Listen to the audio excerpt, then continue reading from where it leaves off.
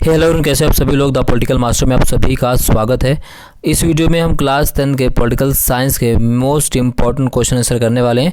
और इस वीडियो में हम सहायक सामग्री में जो भी इम्पोर्टेंट टॉपिक्स है, जो भी सहायक सामग्री में न्यू सिलेबस में ऐड किया गया है, जहाँ से आपके क्वेश्चन पूछने की पूरी संभावना है, उसको हम करने वाले हैं। सो प्लीज़ एंड तक ज़रूर देखिएगा। और इससे पहले भी हमने पॉलिटिकल साइंस के इंपॉर्टेंट क्वेश्चन दोस्तों कवर कर लिए हैं। अगर आपने वीडियो नहीं देखी है तो उसका लिंक डिस्क्रिप्शन बॉक्स में दे दीजिएगा, वहाँ से आप कर लीजिएगा। और साथ ही साथ दोस्तों इकोनॉमिक्स का भी हमने इंपॉर्टेंट क्वेश्चन कवर कर लिया है, उसका भी लिंक जो डिस्क्रिप्शन बॉक्स में दे दीजिएगा, वहाँ से भी आप चेक कर लीजिए। और इससे बाहर क्वेश्चन नहीं आने वाला है, कंप्लीट आप प्रैक्टिस कर लीजिएगा। 15 जो मार्च का आपका पेपर है, डेफिनेटली आप अगर आप से सही से करके जाएंगे तो आप खुद देखेंगे आप 90% से ज़्यादा क्वेश्चन हमारी इंपॉर्टेंट क्वेश्चन की सीरीज से आपको मिल जाएंगे। तो चलिए इस वीडियो को शुरू करते हैं। तो यहाँ पर देख सकते हैं सत्ता की साझेदारी क्या है। सत्ता की साझेदारी बेल्जियम श्रीलंका जातीय संरचना यहाँ पर जो है चित्र के माध्यम से समझाया गया है। तो श्रीलंका में बहुसंख्यकवाद है, ठीक है, जबकि जो है बेल्जियम में सत्ता की साझेदारी है। तो बहुसंख्यकवाद क्या होता है, सत्ता की साझेदारी क्या होती है, यहाँ से क्वेश्चन पूछा जा सकता है। इसके अलावा ठीक है, फ्रेंच भाषा कितने % बोली जाती है, डच के भाषा कितने % बोलते हैं, ठीक है, ये सारी चीज़ यहाँ पर देखिए, ये सारी चीज़ें इस तरह से क्वेश्चन में पूछा जा सकता है। तो इसको आपको कंप्लीट कर लेना है, ठीक है ना। बहुसंख्यकवाद क्या होता है, ठीक है, श्रीलंका में बहुसंख्यकवाद का अर्थ है बहुसंख्यक समुदाय मनचाहे ढंग से देश का शासन चला सकता है और अल्पसंख्यक समुदाय की अवहेलना करके, ठीक है। 1956 में कानून पास किया गया सिंहली समुदाय की सर्वोच्च स्थापित करने हेतु। और इसमें क्वेश्चन जो पूछा जा सकता है कि श्रीलंका कब आज़ाद हुआ, ठीक है, तो 1948 में श्रीलंका आज़ाद होता है। श्रीलंका का प्राचीन नाम क्या था, तो श्रीलंका का प्राचीन नाम सिलोन था, ठीक है। श्रीलंका का नाम श्रीलंका कब पड़ा, इस तरह से क्वेश्चन पूछे जा सकते हैं, ठीक है। श्रीलंका का नाम क्या श्री कब लगाया गया, तो ये क्वेश्चन जो है ज़रूर पूछे जा सकते हैं, इसको आपको कर लेना है, ठीक है ना। तो ये है आपका। इसके अलावा आप देख सकते हैं बेल्जियम में सत्ता की साझेदारी। तो केंद्र सरकार डच और फ्रेंच भाषी मंत्रियों की संख्या समान विशेष कानून के लिए दोनों समुदायों की सहमति है। सामुदायिक सरकार सरकार के एक ही भाषा बोलने वाले लोगों द्वारा सशक्त भाषा से जुड़े फैसले का अधिकार रखती है। राजधानी ब्रसेल्स में दोनों समुदायों को प्रतिनिधित्व समान दिया गया है। इसके अलावा आप देख सकते हैं सत्ता की साझेदारी के रूप कौन कौन से ऊर्ध्वाधर वितरण हैं और क्षैतिज वितरण है। जो क्षैतिज वितरण से कई बार क्वेश्चन पूछा गया और पूछा जा सकता है।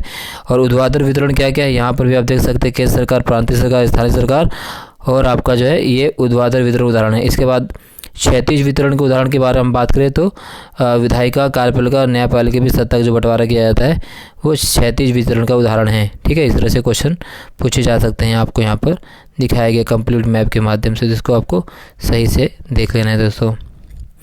एक अंक वाले जो क्वेश्चन इस चैप्टर से पूछे जा सकते हैं, यहाँ पे सभी को उत्तर दिए गए हैं, तो आपको कंप्लीट कर लेना है ना।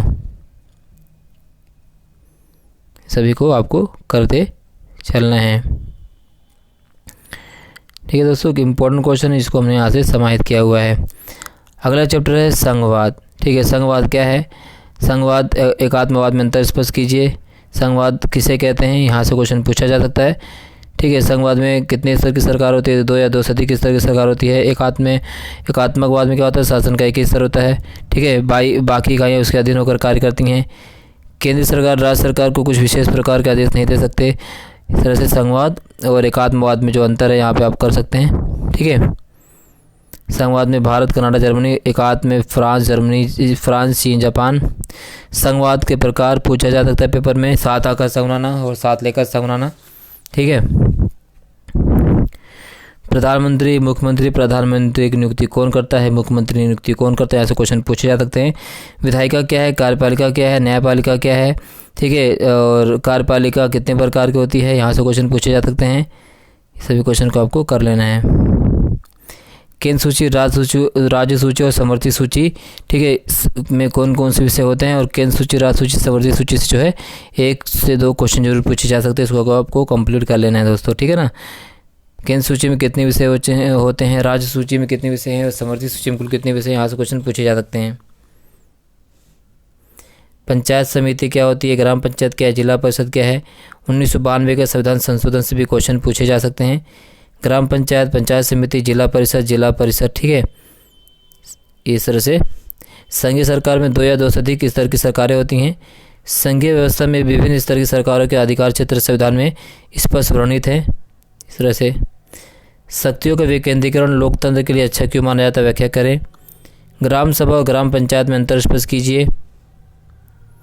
1992 के संविधान संशोधन द्वारा स्थानीय सरकारों अथवा विकेंद्रीकरण में क्या परिवर्तन लाए गए, क्वेश्चन मार्क। अथवा भारत में पंचायती राज की विशेषताओं को वर्णन कीजिए।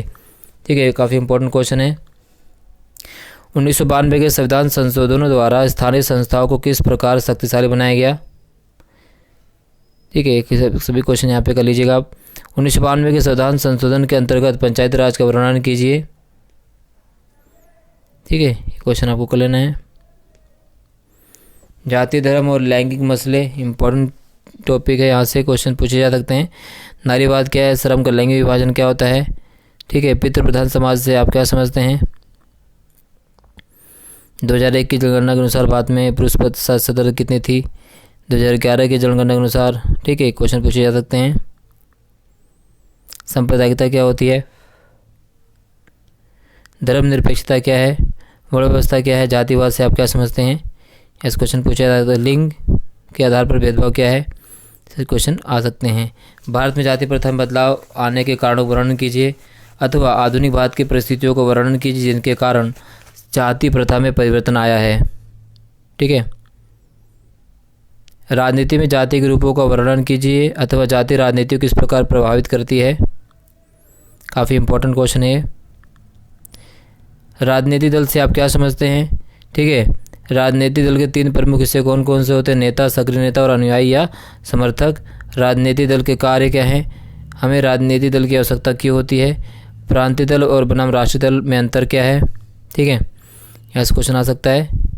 प्रांतीय दल और राष्ट्रीय दल को कैसे मान्यता कौन प्रदान करता है, परिसीमन आयोग का काम क्या है, चुनाव की नियुक्ति कौन करता है, भारत में प्रथम चुनाव कब हुए, इस तरह से क्वेश्चन पूछे जा सकते हैं। एक दलीय व्यवस्था क्या है, बहुदलीय व्यवस्था क्या है, द्विदलीय व्यवस्था क्या है, यहाँ से क्वेश्चन पूछा जा सकता है। ठीक है, इस तरह से आपको कर लेना है कंप्लीट।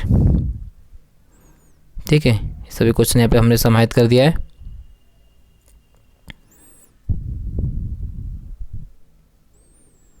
इसके बाद एक लोकतांत्रिक देशों में राजनीतिक दलों की भूमिका का परीक्षण कीजिए। राष्ट्रीय राजनीतिक दल से क्या अभिप्राय है, राष्ट्रीय राजनीतिक दल बनने के लिए आवश्यक शर्तों का उल्लेख कीजिए। इसके बाद राजनीतिक दलों और उसके नेताओं को सुधारने के लिए हाल में जो प्रयास किए गए हैं या सुझाव दिए गए हैं उनका वर्णन कीजिए। नेक्स्ट है लोकतंत्र के परिणाम। ठीक है, लोकतंत्र के परिणाम क्या, राजनीतिक, आर्थिक, सामाजिक परिणाम। ठीक है, इंपॉर्टेंट क्वेश्चन है, 4 से 5 नंबर क्वेश्चन पूछा सकता है, ये आपको कर लेना है।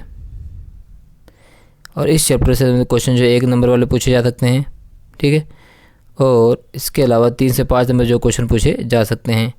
तो एक कंप्लीट चैप्टर है आपका, कंप्लीट टॉपिक के सभी इंपॉर्टेंट क्वेश्चन इसमें हमने समाहित कर दिए हैं, चाहे वो सहायक सामग्री हो या इंपॉर्टेंट क्वेश्चन हो, सभी को इसमें शामिल किया गया है। इस वीडियो में बस इतना ही दोस्तों। वीडियो अच्छी लगी तो लाइक शेयर कमेंट जरूर कीजिएगा। चैनल पर नए हैं तो चैनल को जरूर सब्सक्राइब कर दीजिएगा, बेल आइकन को प्रेस कर दीजिए। मिलते हैं नेक्स्ट वीडियो में, तब तक के लिए जय हिंद, धन्यवाद।